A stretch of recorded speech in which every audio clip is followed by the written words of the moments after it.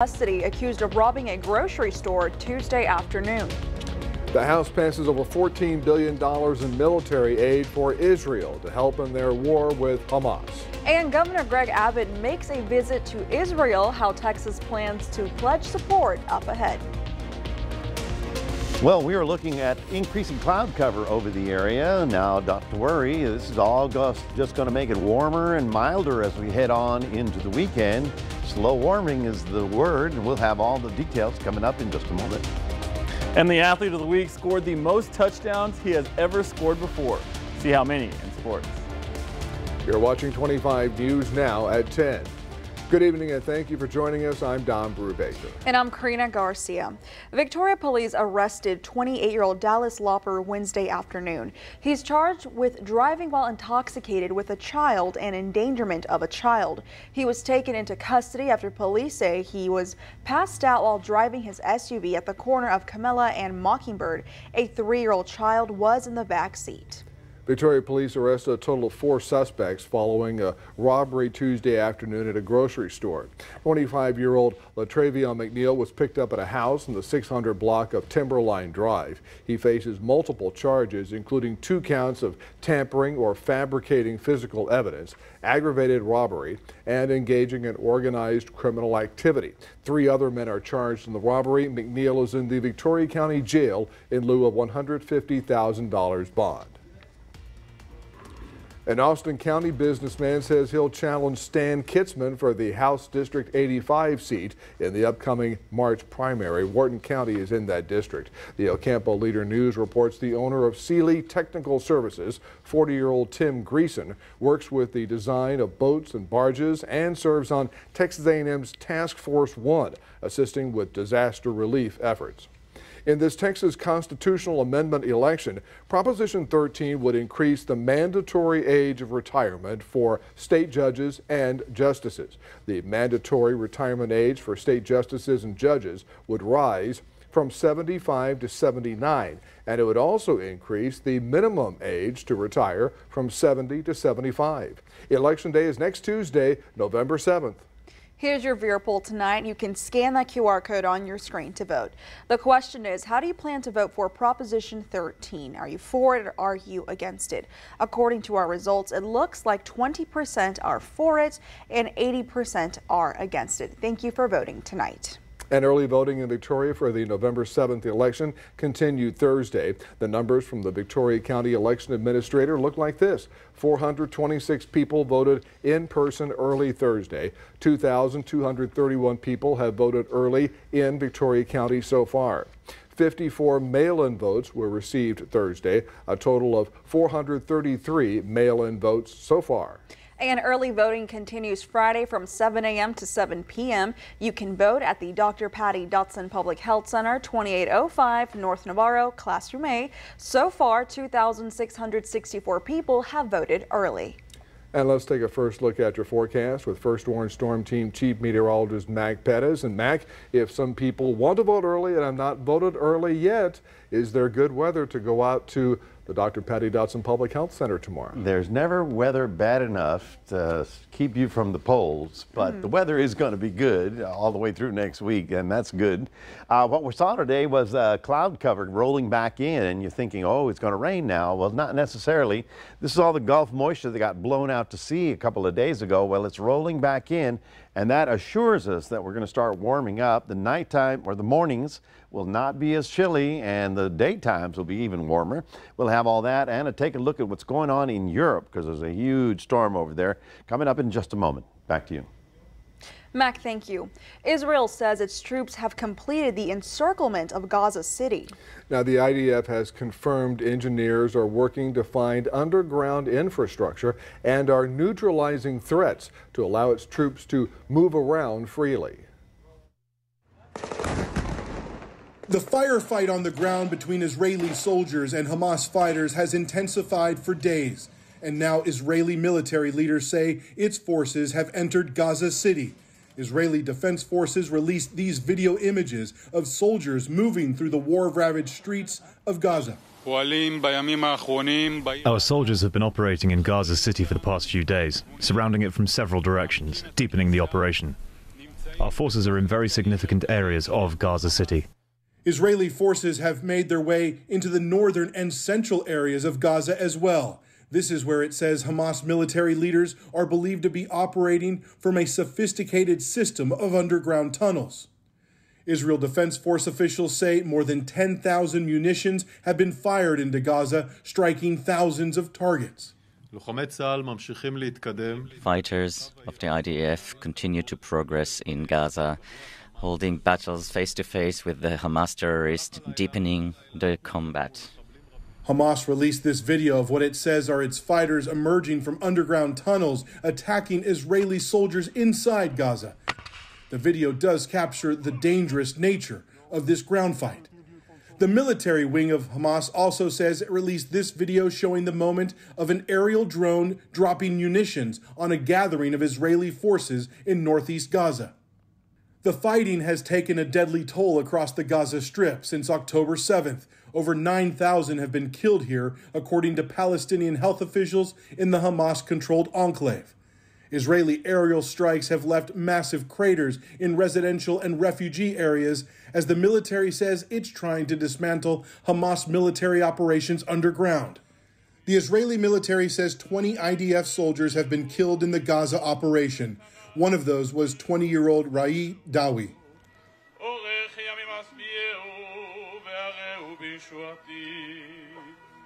Dawi's funeral service brought out hundreds of mourners near Jerusalem on Thursday.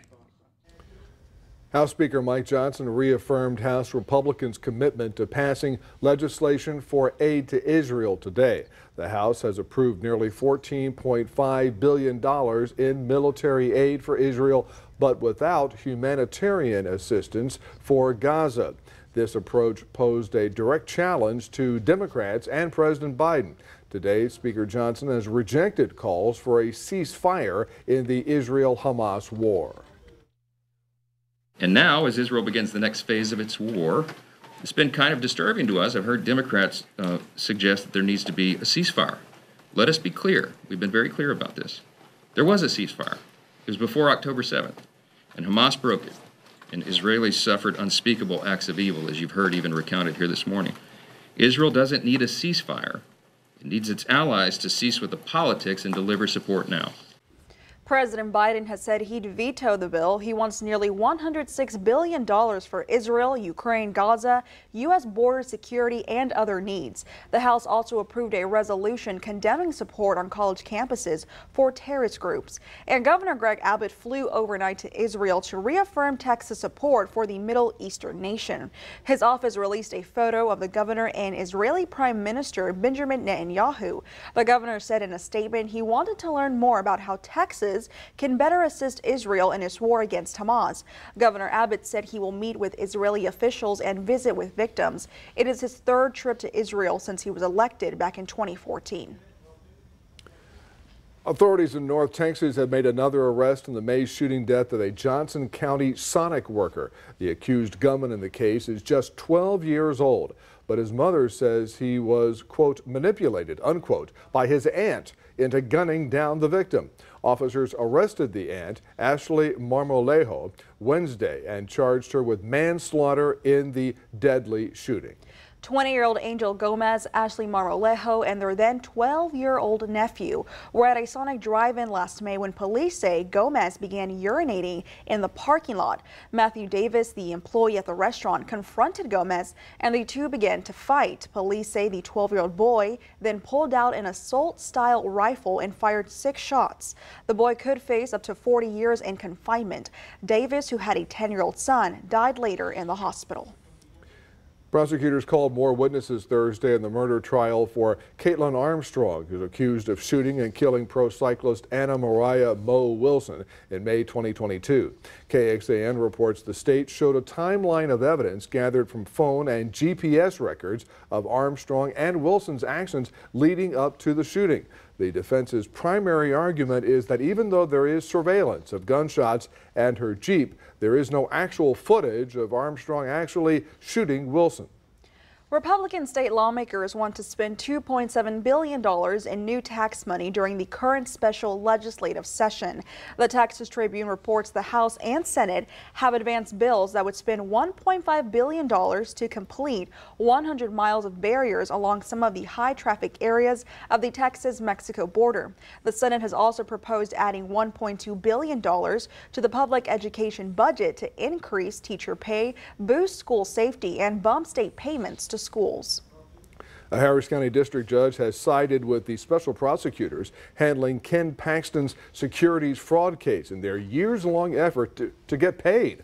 KSAT reports Judge Andrea Bell ruled the prosecutors are owed the $300 an hour rate by Collin County that they were promised when they started on the case in 2015. They have not been paid since January 2016 after Collin County balked at the payment schedule. The trial is set to start April 15th, 2024. ERCOT will get a 40% budget increase next year. The Texas Tribune reports the Public Utility Commission approved the budget increase Thursday in a 4-0 vote. ERCOT says it needs more money to comply with new regulations, hire more employees, and fight legal challenges. It also said the budget increase will cost power customers less than 20 cents per month. ERCOT budget documents show it proposes to spend $15.4 million more on the department and hire 14 attorneys. Two popular Texas amusement parks are merging. Six Flags announced Thursday it is merging with Cedar Fair, the parent company for Schlitterbahn, in an $8 billion deal. Cedar Fair also owns Knott's Berry Farm in California and Canada's Wonderland in Ontario. Six Flags has about 20 parks in the U.S., 2 in Mexico and 1 in Canada. The new company will keep the Six Flags name. It will operate a total of 27 amusement parks and 15 water parks across the U.S., Canada, and Mexico. Gas prices in Victoria continue to fall. AAA Texas reports the average gas price per gallon in Victoria is $2.78 a gallon. That is 12 cents less than a week ago and 55 cents less per gallon than it was 1 month ago. AAA Texas reports the average price per gallon in Texas is $2.93.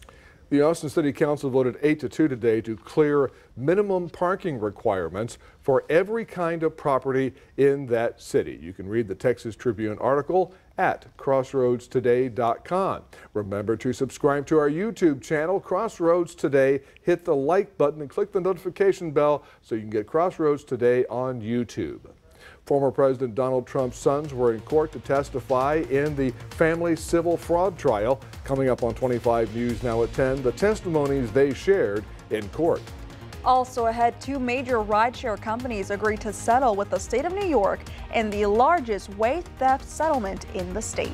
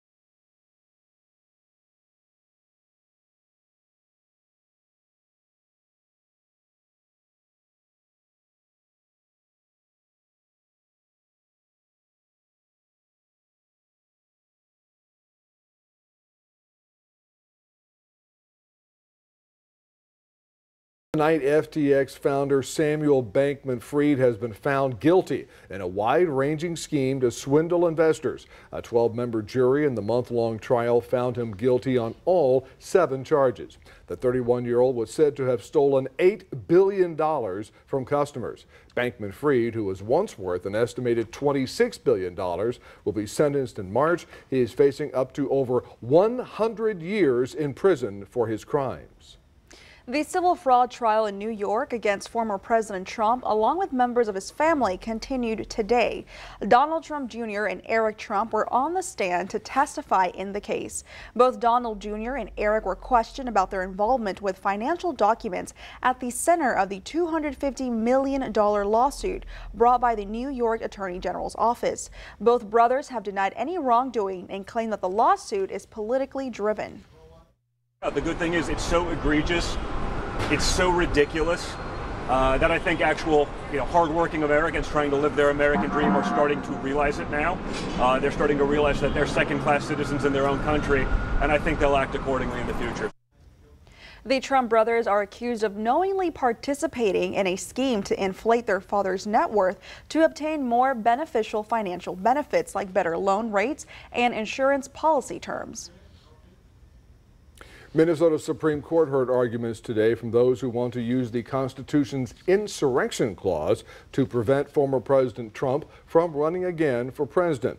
The lawsuits are among several filed to bar Trump from state ballots in 2024 over his role in the January 6th attack on the U.S. Capitol. The central argument is that Section 3 of the 14th Amendment bars from holding office anyone who previously swore an oath to uphold the Constitution and then, quote, engaged in insurrection, unquote, against it.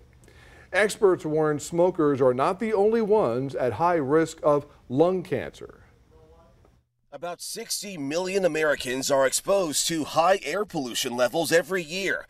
That grim statistic from the American Lung Association. It's no secret smokers are at a high risk of lung cancer, but experts warn non-smokers exposed to air pollution could be at high risk for lung cancer too. Experts in the United Kingdom say for people with genes that make them susceptible to lung cancer, the risk appears to increase after 3 years of air pollution exposure. The experts looked at cases in the UK, South Korea, and Taiwan. The biggest way to target air pollution is with good environmental policy, but you can make small changes too, like taking public transportation and exercising indoors when pollution levels are high. And consider wearing a mask if your job exposes you to high levels of road or air pollution. With this Medical Minute, I'm Justin Finch, ABC News. Rideshare companies Uber and Lyft have agreed to pay a combined $328 million settlement in New York. This comes after allegations of the two unlawfully withholding wages from their drivers, as well as failing to provide mandatory paid sick leave in New York. Uber will pay over $290 million, while Lyft will only pay $38 million. Along with the settlement, the companies also agreed to ongoing changes in how they pay drivers and offer benefits in the state. Don't knock the wok. This weekend, the Texas Bucket List TV show will feature the Cajun Wok. The restaurant is located at a convenience store in the 1200 block of North Ben Wilson Street. The Cajun Wok features fried fish and a popular shrimp hot box. The Texas Bucket List says the style of cooking at Cajun Wok is somewhere between hibachi and Louisiana seafood boil. Wow. The Texas Bucket List airs right here on ABC KAVU TV Sunday at 4 p.m. I wonder who does all the research on this show, you know? Let's go eat everywhere and find out where we really like the food, and there's one of them. All right, good evening, everybody. 61 degrees right about now. Not nearly as chilly as it was just a couple nights ago. We managed to get up to 71 this afternoon after a 40 low, so we're 20 degrees warmer now than we were the night before. But as we look at the long term, we've got dry weather and then some not so dry weather coming in for Veterans Day. We'll talk more about that coming up in just a moment.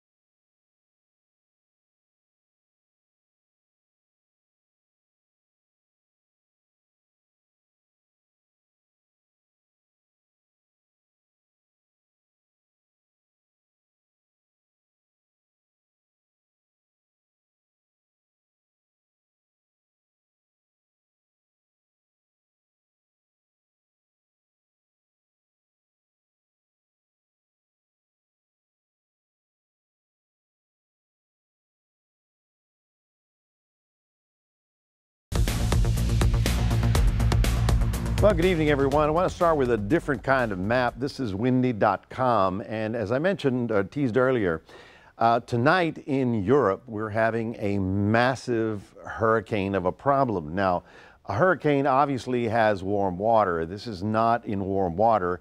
It is a massive storm, possibly 3 times the size of a hurricane. Today, Europe, here's Spain, here's France, here's Germany. England's right about there, right under it. They were getting winds in excess of 100 miles an hour throughout pretty much all of Europe. The coast of France had 120 mile an hour winds, and at Normandy Beach from D-Day, they had 158 mile an hour wind gusts. This is a huge, massive windstorm, and they're going to be they already have over 1 million people out of power. So this is going to be something you're going to hear about for the next few days. And the problem is, as this storm is spiraling around, there's another one coming in right behind it. So imagine getting hit by 2, 3 hurricanes in a row, and that's what's going to be happening to all of Europe. So it's going to be something of a story. In fact, we can call it now a catastrophe for the European continent. And it's going to affect everybody. So we'll be talking about that as it wears on, but that's just going to give you a heads up. For us, the cloud deck is in, and we saw some clouds, but no real rain is expected. Here's the freeze warning map, and you can see how everybody in Texas is not going to be below freezing tonight. So yes, it is moderating the temperature. We do future tracker, and we go forward to tell you what we expect in the morning, and they'll be in the upper 40s inland and in the 50s throughout the coastal areas. Tomorrow we're going to warm up nicely, getting up into the mid to upper 70s, and then eventually we're just going to get to the 80s as we get to the weekend. Massive high pressure on the East Coast is cool for them, but for us it starts bringing up the south wind, and so we're going to see a big warm up right about here in the Central Plains. Temperatures getting up into the 70s and 80s, even in the Dakotas, which usually this time of year get their first snow. We're going to watch this storm, number 1, which goes across the Canadian border. Not going to be a factor for us. Storm number 2, that one is going to have something to do with us on Veterans Day. All right, so we're talking November the 11th. We're going to be dry for about 5-7 days. Then in the 8th to 9th, 10th day, things get interesting for us, and we'll certainly be watching it for you. Here again is the monstrous storms that are rolling across Europe. I'm stunned at the intensity of this and the winds that are going across. Stunned, and I've been doing this a long time. For you in Port Lavaca, we start off at 61, get up to 77, partly cloudy, but sunny and warmer. For those of you in Cuero, 52, getting up to 77. Yep, partly cloudy and warmer. And we're going to be real nice for the weekend. Get a load of that. 80, 82, you're going to love the weekend. It's going to stay warm until about Wednesday, Thursday, and then we'll watch and wait to see what that storm does for us next week. That's your 7-day forecast, reminding everybody we do have a QR code. Love for you to scan that and put Crossroads Today on your phone. Here's Gino with sports. Thanks, Mac. The game of the week is the biggest regular season game of the year, and we want your opinion after the break.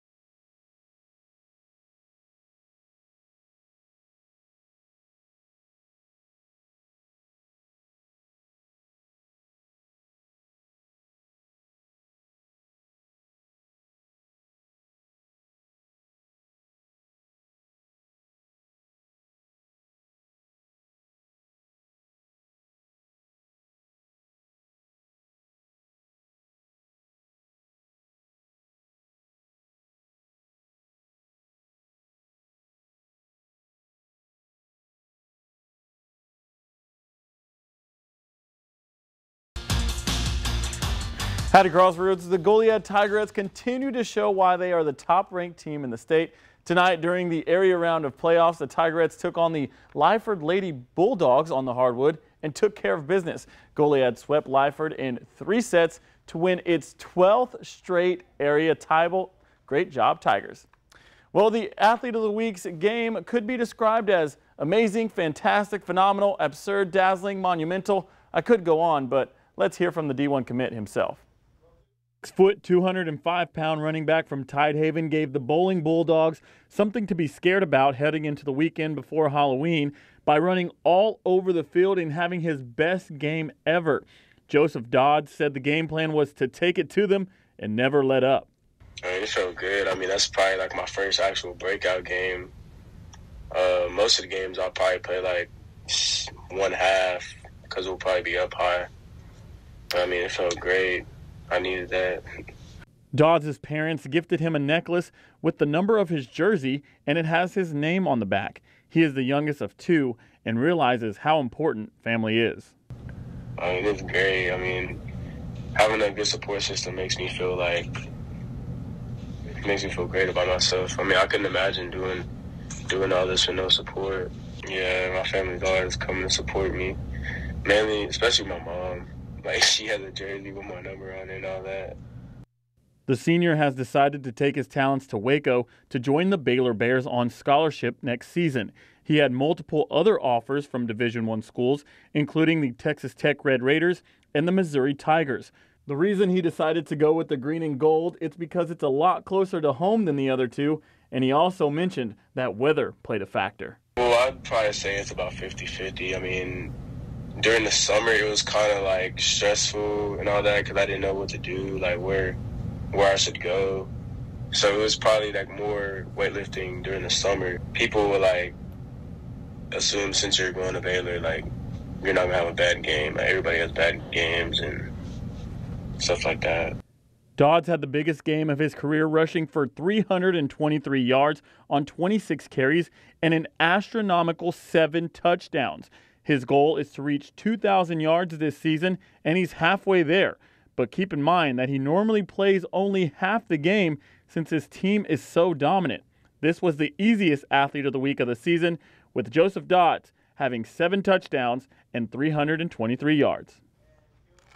Well, tomorrow is one of the biggest games of the season, and we want your opinion on who you think will win, the Victoria East Titans or the West Warriors. Currently, there's no votes yet, so if you'd like to vote, go to our website, crossroadstoday.com/vote. And if you don't have anything you're doing tomorrow night, I recommend going to that game because it's going to be a good one. Well, that's your sports. Don and Karina, back to you. Thanks, Gino. Now stay with us. Coming up on 25 News now at 10, we'll take a last look at your weather with Mac. Plus, what happens after a deer walks into a bar in Virginia.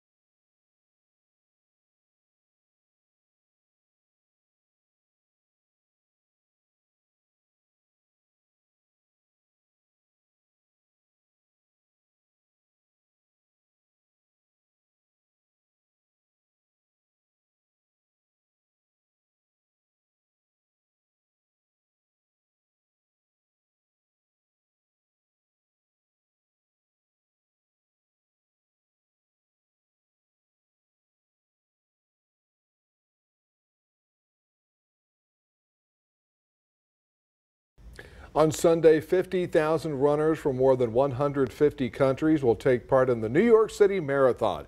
NYPD stresses there are no specific threats to the marathon, but they are still prepared with a multi-layered safety plan. Runners and their belongings will be screened at the beginning of the race, plus hundreds of cameras will be positioned along the route, while canine units, plainclothes officers, and heavy weapons teams will be hitting the pavement. We'll have hundreds of sand trucks and blocker cars in place to ensure that there are no possible entry points for unauthorized vehicles. As Israel's war against Hamas intensifies, NYPD is also preparing for the possibility that demonstrators might stage an impromptu protest somewhere along the route. They are also enforcing a strict ban on unauthorized drones along the course. Tampa International Airport hosted its first ever air taxi flight in the state of Florida today. The air taxis were made by Volocopter, which said it wants to launch what it calls urban air mobility commercially in Paris by 2024. It's a new kind of aircraft flight meant for short to medium flights of people and cargo. The airport said it's meant to reduce congestion and reduce the carbon emissions of the airline industry. And if I can go back to the second for the New York City Marathon, because there is a Hallettsville native who is going to be running in the race, and there's a reason that she's doing. Her name is Amy Grenland. She is running to talk about blood clots, and there is to raise awareness for this. She has had these blood clots, she's had the surgery, and now she's doing fine. She's ready to run a marathon in New York. 26 miles, right? So that's 26 miles. Imagine that. It's usually what, about 3 hours? Oh, at least, yeah. Well, for me, it'd be like 3 days. Oh, yeah. Oh, yeah. Oh, yeah. The cold front lasted 3 days around here, right? That was it. That was winter. It might have been winter for all we know. Folks, we are warming up, and for tomorrow night, Friday night, you were asking, Don? It's going to be a wonderful night for football. Yeah. We're looking for cool temperatures, high temperature of 77, so, you know, probably in the low 70s and upper 60s for the game time. But the weekend's going to warm up to the 80s, so start planning. It's going to be a good one. Alrighty, thank you, Mac. Now, a deer crashed through a glass door at a restaurant while people were enjoying food and their favorite beverage. It happened Wednesday night in Salem, Virginia. Security video shows the doe busting through the front door of the bar called Awful Arthur's. The doe made its way through the restaurant near the table pool and eventually out the back door.